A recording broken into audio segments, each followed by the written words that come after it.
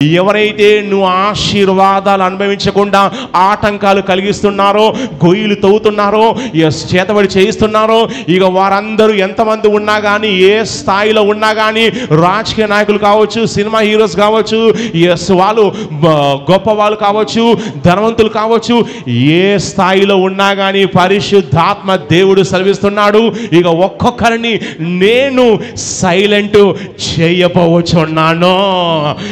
వారు ఏ స్థాయిలో ఉన్నా కానీ నేను వారి నోరు మూయించబోచున్నాను. చెప్పండి, రిసీవ్ అని.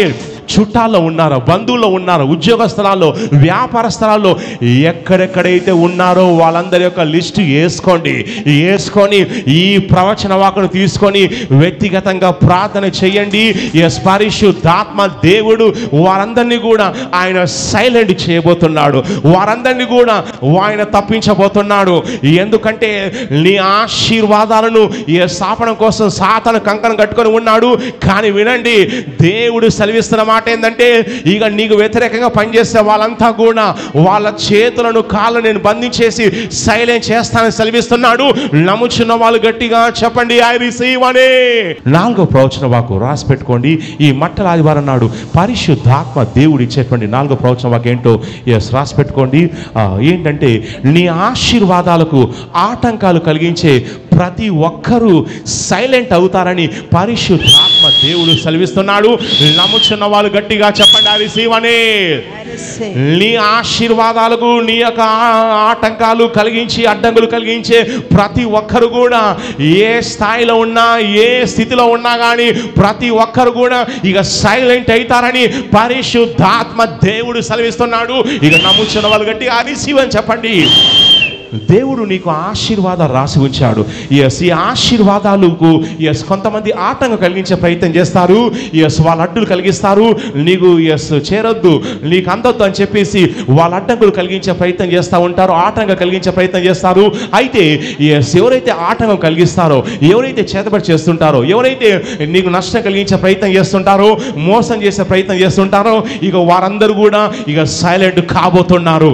వారంతా కూడా సైలెంట్ అయ్యి కనుమరుగే విధంగా పరిశుద్ధాత్మ దేవుడు కార్యం చేయబోచున్నాడు. నమ్ముచున్న వాళ్ళు గట్టిగా చెప్పండి, హల్లెలూయా, హల్లెలూయా, చెప్పండి, హల్లెలూయా, హల్లెలూయా. లూకా సువార్త 19వ అధ్యాయము 32 నుంచి 34 వచనం చూడండి. లూకా సువార్త 19:32 నుంచి 34 వచనం చూడండి. పంపబడిన వారు వారు వెళ్ళి ఆయన తమతో చెప్పినట్టే కనుగొని ఆ గాడిద పిల్లను విప్పుచుండగా దాని యజమానులు మీరు గాడిద పిల్లను ఎందుకు విప్పుచున్నారని వారిని అడిగిరి. అందుకు వారు ఇది ప్రభువునకు కావాల్సి ఉన్నదని. ఏం జరిగిందండి? యేసుప్రభువు వారు చెప్పారు, మీ గ్రామానికి వెళ్ళండి, గాడిద పిల్ల ఉందనగానే ఈ శిష్యులు అలాగే వెళ్ళారు. ఆ గాడిద పిల్లను కనుగొన్నారు. అది కట్టబడి ఉంది, ఎవరు కూడా దాని మీద కూర్చోలేదు. వాళ్ళు వెళ్ళి దాన్ని ఇప్పుతున్నప్పుడు ఎవరు వచ్చారు? యజమానులు వచ్చారు. ఆ గాడిద పిల్ల యొక్క యజమానులు వచ్చి వాళ్ళు అంటున్నారు, గాడిద పిల్లను ఎందుకు విప్పుచున్నారు, ఎందుకు తీసుకెళ్తున్నారు? మీరు దొంగలా, మీరు దోపిడి ముఠాగాళ్ళ, ముఠా మేస్త్రీలా, ఎవరని యజమాని వచ్చి వీరికి ఆటంకం కలిగించే ప్రయత్నం చేస్తున్నారు. అయితే ఈ యజమాని దేవుని యొక్క ఆశీర్వాదానికి ఆటంకం కలిగిస్తున్నాడు. అయితే ఇది ప్రభువునకు కావాల్సి ఉంది అని చెప్పగానే యజమాని సైలెంట్ అయ్యాడు.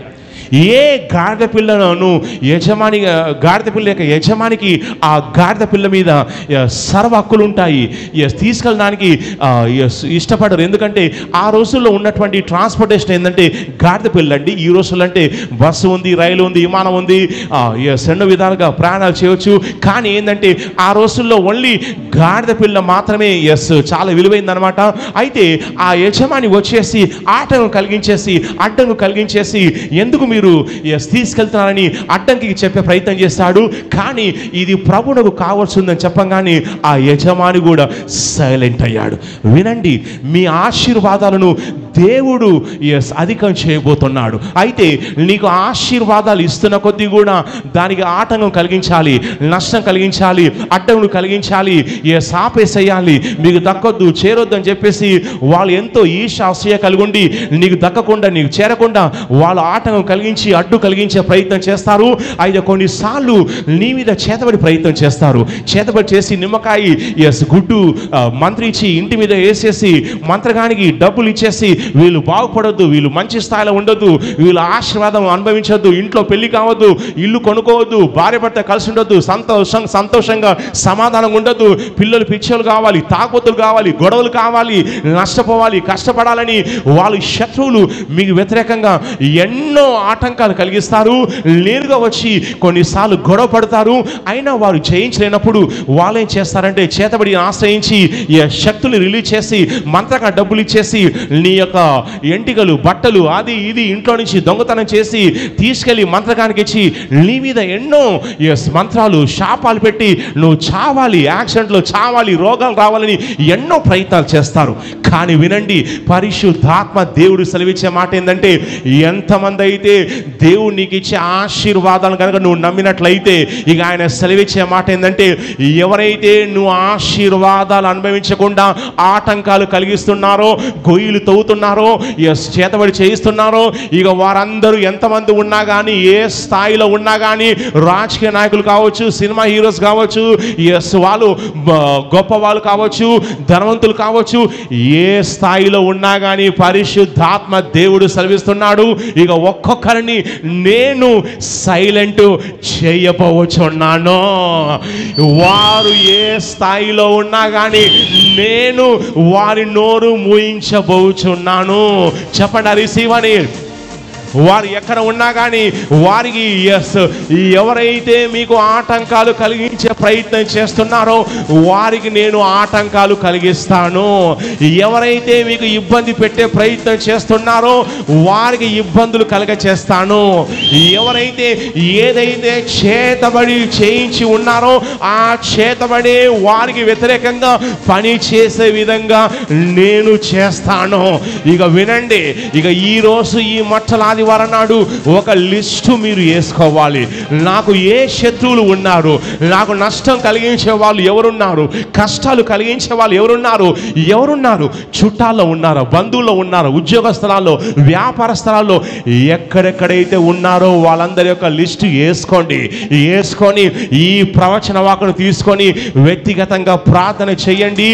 పరిశుద్ధాత్మ దేవుడు వారందరినీ కూడా ఆయన సైలెంట్ చేయబోతున్నాడు, వారందరినీ కూడా ఆయన తప్పించబోతున్నాడు.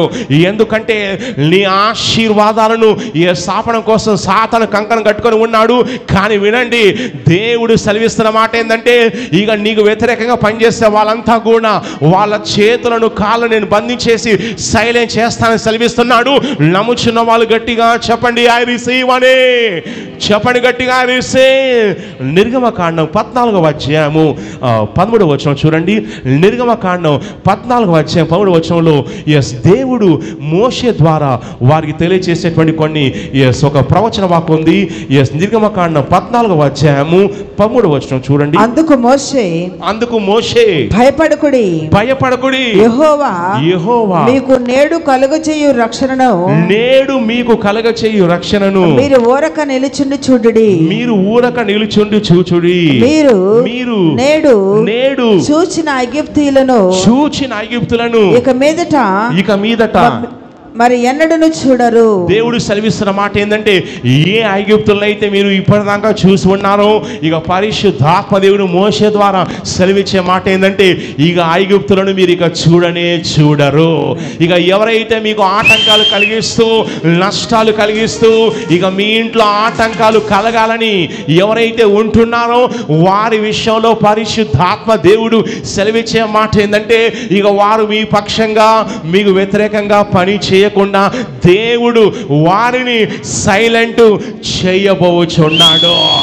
ఇక నీ విషయంలో డబ్బులు తీసుకొని చేతబడి చేసే మంత్రగాల యొక్క నోళ్లను దేవుడు మూసివేయబోచున్నాడు. వారు నీపై తూతు అని నిమ్మకాయ పిండే ప్రయత్నం చేసే ప్రతిసారి కూడా ఇక వాళ్ళ చేతులు కాళ్ళు కూడా కదలకుండా దేవుడు వాళ్ళ చేతులను కాళ్ళను అగ్ని చేత బంధించబోచున్నాడు. చెప్పండి గట్టిగా అరిసేమని.